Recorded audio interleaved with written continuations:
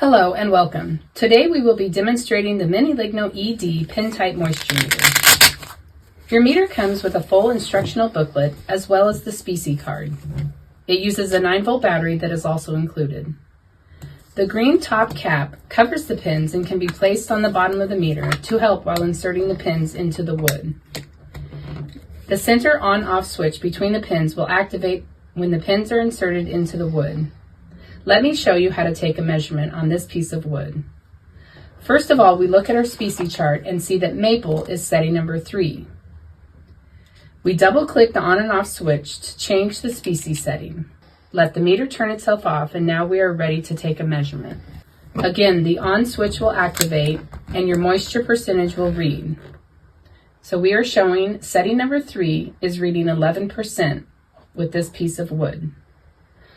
Once the pins are removed from the wood, the meter will turn itself off to conserve battery life.